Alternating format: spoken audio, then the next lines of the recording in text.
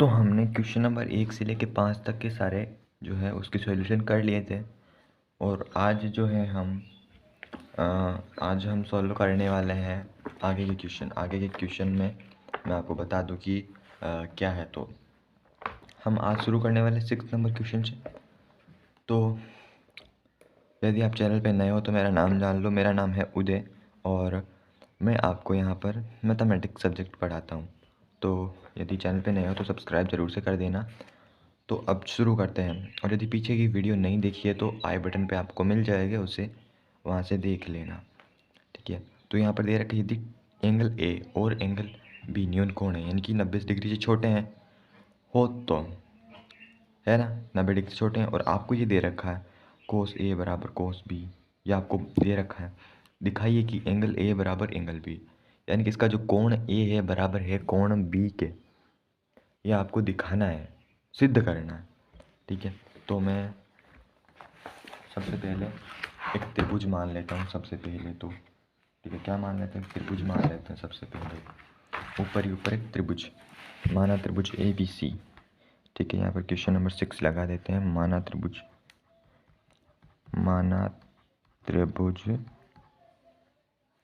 त्रिभुज A B C है। ठीक है, तो ए बी सी क्या है, तो ए बी सी त्रिभुज मान लो कि ये कुछ ऐसा है। ठीक है, समकोण त्रिभुज है और ए बी सी, इसका बी कोण समकोण है। ठीक है। तो और अब मुझे यहाँ क्या दिया गया है, और मुझे यहाँ पर दिया गया है कि कोस ए जो है बराबर है कोस बी के। ठीक है, कोस ए बराबर कोस बी दे रखा है हमें। तो मैंने आपको पिछली क्लास में बताया था कि कोस ए क्या होता है। यहाँ से कोस ए क्या हो जाएगा, इसका जो कोस ए क्या होगा, तो इसका अगर मैं कोस ए निकालूँ तो वो मेरा होगा, वो मेरा क्या हो जाएगा, तो वो मेरा होगा आधार बटा कर्ण। ठीक है, तो आधार बटा कर्ण क्या है यहाँ पर, तो इसके लिए आधार तो ये है और कर्ण कर्ण ये है। तो यानी कि ए बी बराबर ए बी बटा ए सी। ठीक है, ए बी बटा ए सी। ठीक है, यहाँ तक तो बात क्लियर है। और उसके बाद में बराबर है कोस बी, यानी कि अब सॉरी, हम ना इसे बी, यानी कि बोला था कि न्यून कोण है तो इसे बी मान लेते हैं, कोई प्रॉब्लम नहीं है। तो इसके लिए कोस थीटा क्या होगा, तो इसके लिए कोस थीटा का नहीं, आधार तो ये है बी सी। तो यहाँ पर थोड़ा सा गड़बड़ हो गया है, यहाँ पर आ जाएगा ए सी। ठीक है, ए सी बटा, इसको हटा दो। ठीक है, ए सी बटा ए बी, क्योंकि यहाँ पर ये देखो ए सी ये है, ए बी है, क्योंकि इनका अनुपात ही तो कोस ए होता है। चलो बात आ गई समझ में। ठीक है, यानी कि क्योंकि मैंने बताया था कि आधार बटा कर्ण, ठीक है, उसका अनुपात कोस थीटा होता है। तो ये आधार हो गया, ये कर्ण हो गया। और उसके बाद में बात करता हूँ कि कोस बी, तो कोस बी यहाँ से क्या होगा, तो कोस बी इसके लिए कोस थीटा क्या होगा, तो इसके लिए कोस थीटा की अगर मैं बात करूँ तो वो देखो क्या हो जाएगा। इसके लिए आधार तो ये है बी सी बराबर कर्ण तो वही रहना है ए बी। तो यहाँ से मैं ये नहीं बोल सकता कि ए बी से भी कट जाएगा।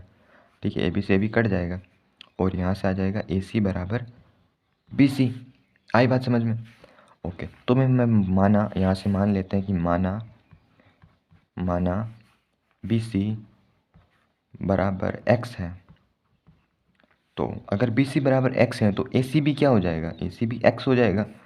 तो ये एक्स और यहाँ पर लगा दो पाइथागोरस प्रमेय से। ठीक है, पाइथागोरस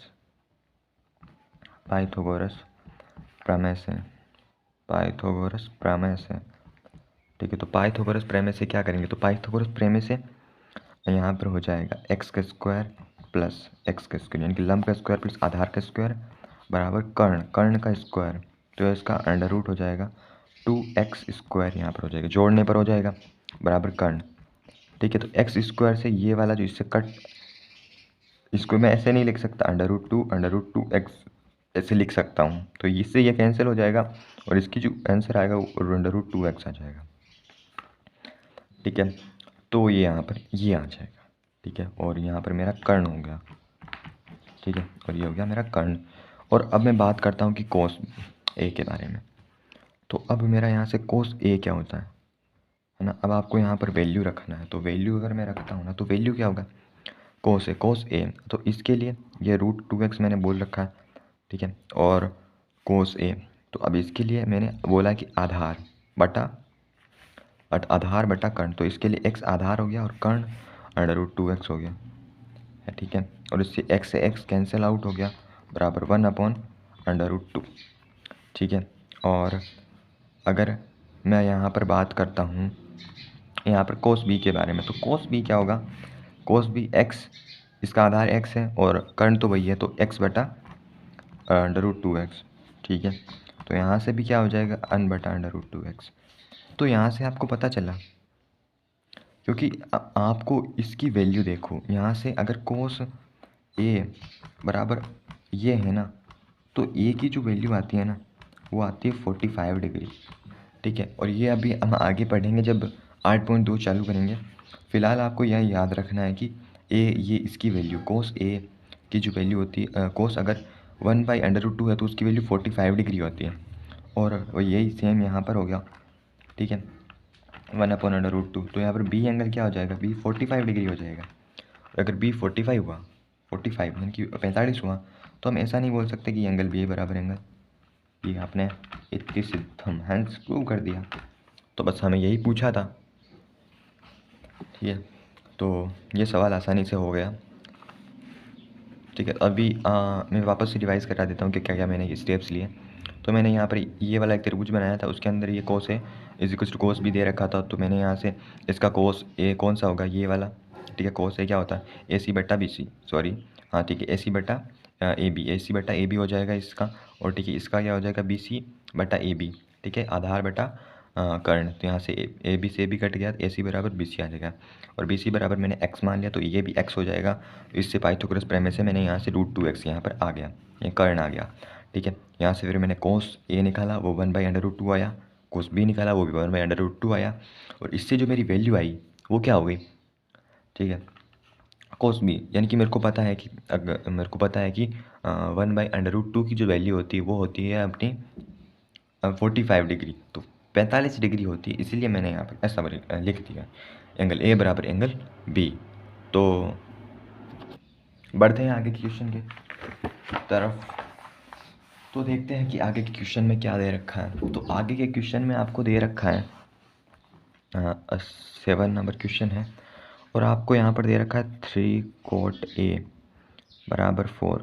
तो मैं ऐसा नहीं लिख सकता क्या, cot a बराबर 4/3 है, नहीं लिख सकूँ नहीं, हाँ तो n लिख सकूँ मैं, तो ठीक है 4/3 यहाँ पर हो गया, ओके। तो उसके बाद में 4/3 ये हो गया। तो मेरे को आपने ठा है कि कोट थीटा कहीं हो यहाँ करे, कोट थीटा, ठीक है, कोट ए कुछ भी मान लो, कोट थीटा कहीं है, तो कोट थीटा होया करे आधार बटा लंब, ठीक है, ये पिछली क्लास में पढ़ा चुके हूँ, ठीक है। तो ये होया करे आधार बटा लंब। तो ऐसा मान लो कि ये आधार बराबर क्या है, 4 है, ठीक है, और लंब बराबर क्या है, 3 है, ओके, ठीक है सर, ठीक है, बात आती समझ में, ओके ओके। ये क्वेश्चन नंबर 8 है, और इसके बाद में वो क्वेश्चन करा दूंगा मैं, ठीक है। तो फिर आपको यहाँ पर सिद्ध करना है 1 माइनस 10 स्क्वायर ए और 1 प्लस 10 स्क्वायर ए, ओके, और बराबर करना है कोस स्क्वायर ए माइनस साइन स्क्वायर ए, ठीक है। तो ये आपको सिद्ध करना है, तो मैं यहाँ से इसको सॉल्व करना स्टार्ट करता हूँ।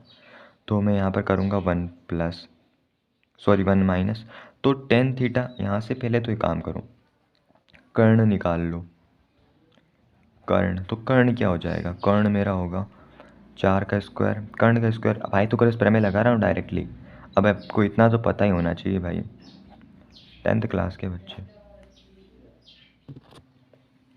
तो ये क्या हो जाएगा, तो ये 16 + 9 यानी कि √25, और वो 5 हो जाएगा।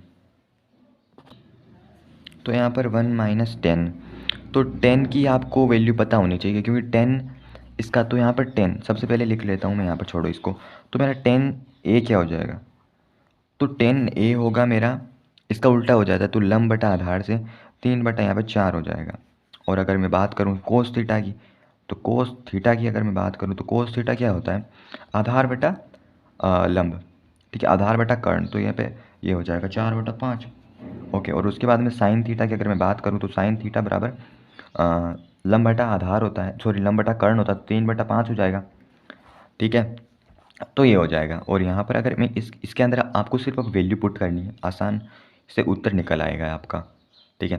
तो अब एक काम करते हैं, वैल्यू पुट कर देते हैं। तो 1 - 10 की 3/4 का स्क्वायर, ओके, बटा में 1 + 3/4 का स्क्वायर, ठीक है। तो इसके बराबर में कर दो, यानी कि 4/5 का स्क्वायर माइनस 3/5 का स्क्वायर। तो अब इसकी वैल्यू निकालो क्या आएगी। तो यहाँ से देखो कि ये हो जाएगा 1 - 9/16, ठीक है। यहाँ से इस स्टेप को ऐसे लिख दे रहा हूँ, ओके, ठीक है। और फिर यहाँ पे क्या हो जाएगा 1 + 9/16 बराबर 9/16 बराबर यहाँ पर हो जाएगा ये हो जाएगा 16/25, ठीक है। 16/25 माइनस 9/25। तो यहाँ से देखो, इसको सॉल्व करो। यहाँ से सॉल्व करने पर क्या आ जाएगा कि 16 - 9, एलसीएम लेके डायरेक्ट कर रहा हूँ, 16, ठीक है, 16 + 9। तो यहाँ से 16 फिर कट जाएगा, डायरेक्ट कर रहा हूँ। तो फिर आगे 16 - 9 आ गया और फिर 16 + 9 आ गया, ठीक है। और उसके बाद में यहाँ पर क्या आ जाएगा 16 - 9/25। तो ये क्या हो जाएगा 7/25 बराबर 7/25। तो ये हाँ कि इसकी जो है ये इसके बराबर है, हमने ये प्रूव कर दिया, ठीक है। हैंस प्रूव इत्ते सिद्धम, ये इसके बराबर है, ठीक है। तो अब बढ़ते हैं आगे के क्वेश्चन की तरफ। तो पहले मैं 7वां क्वेश्चन करा देता हूँ, और मैंने कराया नहीं है, ठीक है। 7वां क्वेश्चन, तो 7वां क्वेश्चन क्या कह रहा है। तो 7वां क्वेश्चन में आपको दे रखा है कोट ए बराबर 7/8 दे रखा है, ठीक है। कोट ए बराबर 7/8, ओके। तो आपको फिर इसकी मतलब मान निकालना 1 + साइन ए, ठीक है, और 1 - साइन ए, ओके। और इसके बाद में 1 + कॉस है, ठीक है, 1 - कॉस है। तो मैं सबसे पहले इसको थोड़ा सा सिंपलीफाई कर देता हूँ। आपको पता है यहाँ पर a - b और गुणा a + b का फॉर्मूला लग रहा है, वो क्या होता है, तो वो होता है मेरा a का स्क्वायर माइनस b का स्क्वायर। तो यहाँ से सिंपली सॉल्व करूँ तो क्या आ जाएगा a का square minus sine square a, ठीक है। और यहाँ पर फिर क्या हो जाएगा a का स्क्वायर, ठीक है, a का वर्ग माइनस कॉस स्क्वायर a। तो अब क्या करना है, तो अब यहाँ पर देखो कि ये किसका अनुपात होता था, लंब नहीं भाई, आधार बटा लंब का अनुपात। तो यहाँ अगर मैं यहाँ से कर्ण निकालूं तो कर्ण क्या हो जाएगा, कर्ण मेरा होगा 7 का स्क्वायर + 8 का स्क्वायर का अंडर रूट, यानी कि यहाँ से मेरे को इसकी जो वैल्यू है 1/, ठीक है, नहीं सॉरी 113 √113 यहाँ पर आ जाएगी, ठीक है, कर्ण की वैल्यू। तो अब मेरा यहाँ पर मैं इसको ऐसे लिख सकता हूँ कि 1 का स्क्वायर, 1 को 1 स्क्वायर 1 ही होता है, और लंब बटा इसका देखो क्या हो जाएगा, मैं अगर इसकी बात करूँ तो वो मेरा हो जाएगा लंब बटा कर्ण का स्क्वायर, ऐसा लिख सकता हूँ ना, लंब बटा कर्ण का स्क्वायर, और 1 - आधार बटा कर्ण का स्क्वायर, ठीक है, आधार बटा कर्ण का स्क्वायर। तो अब यहाँ से अगर मैं इसकी मतलब कि वैल्यू रखता हूँ तो 1 - इसको इस तरह से कर रहा हूँ आगे, 1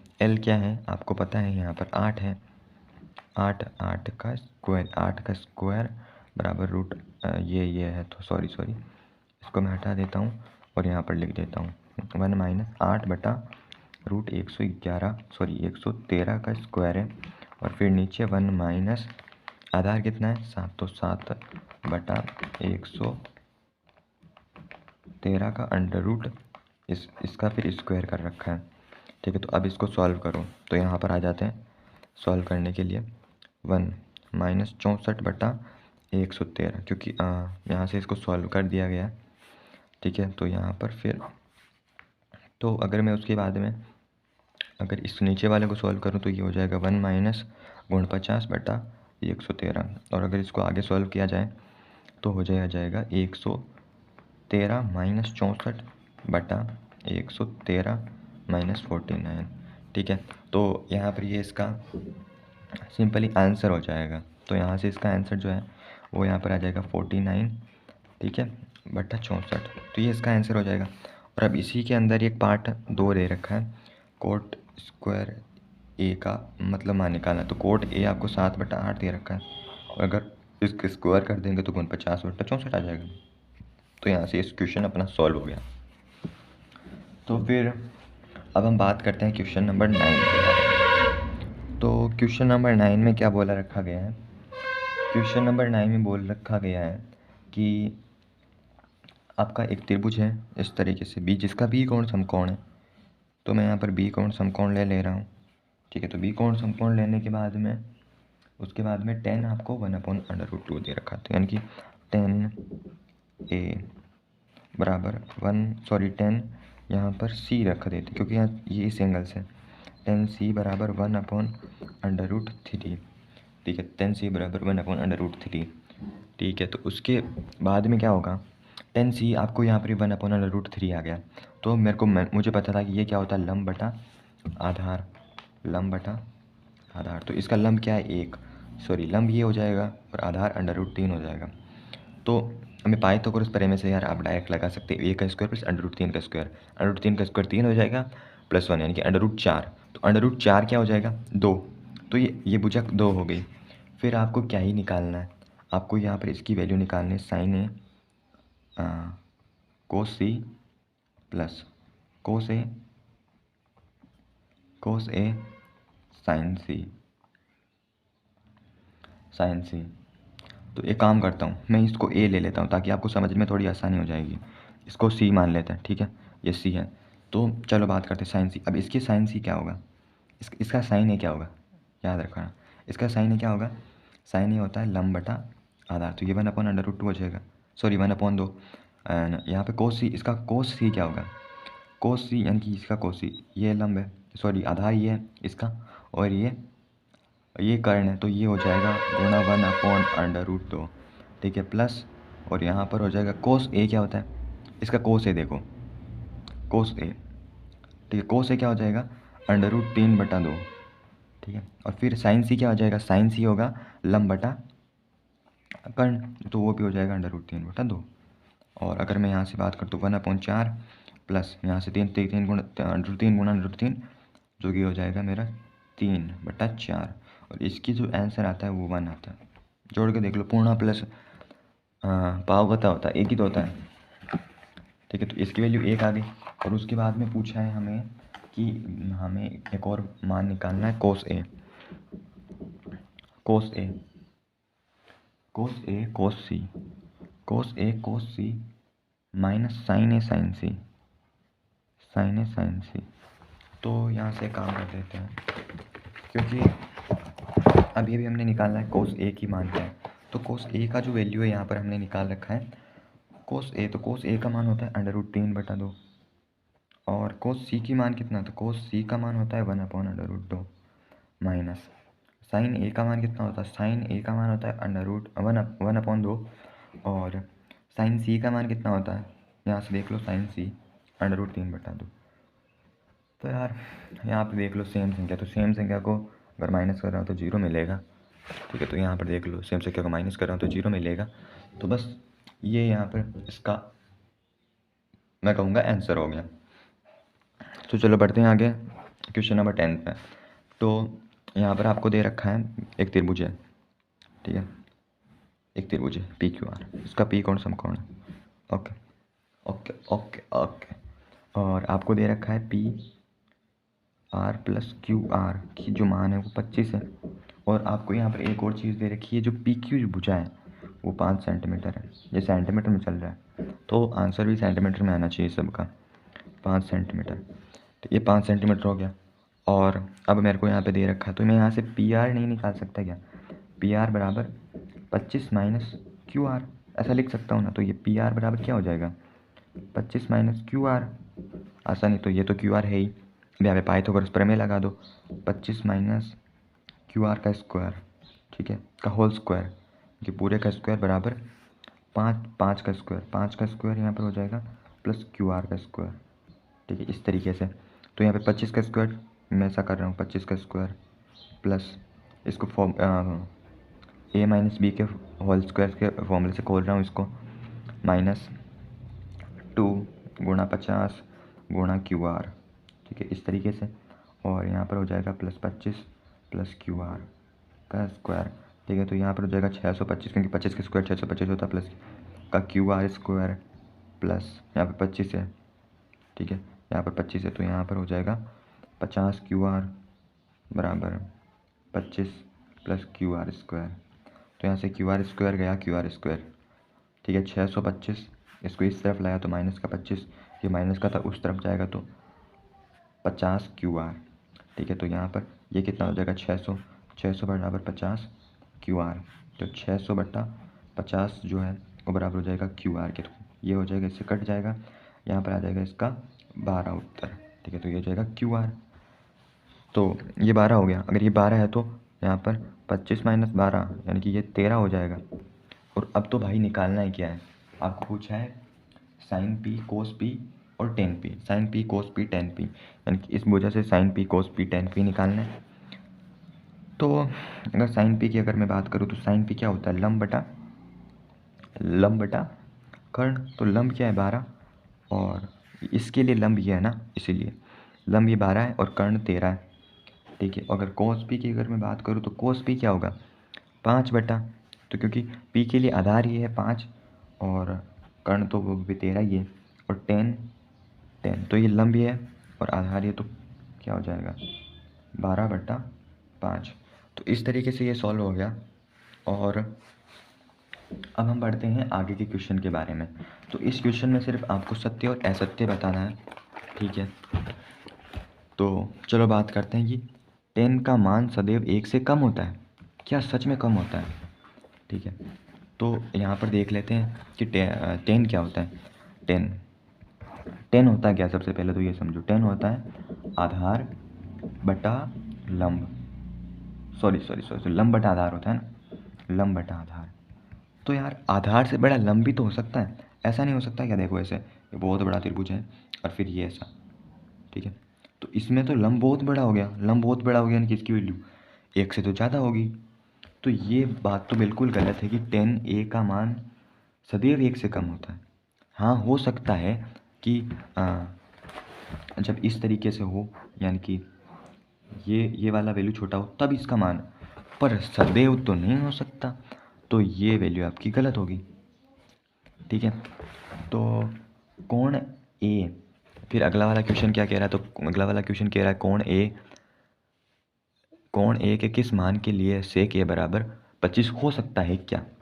तो मैं कहूँगा कि यस, हाँ हो सकता है, क्योंकि सेक थीटा क्या होता है, तो सेक थीटा होता है कर्ण बटा आधार, ठीक है। तो कर्ण बटा आधार, तो यहाँ पर देखो कर्ण क्या है, कर्ण, तो कर्ण तो भाई से छोटा है, कर्ण सबसे बड़ी भुजा है, आधार छोटी भुजा है। तो यहाँ पर कर्ण बड़ी भुजा है, आधार छोटी भुजा है, तो ये आसानी से इसका मान ये हो सकता है, ठीक है। चलो बात समझ में आती है, ठीक है। यहाँ तक तो ये बात यहाँ पर सत्य हो जाएगी, ठीक है, ये बात यहाँ पर सत्य हो जाएगी।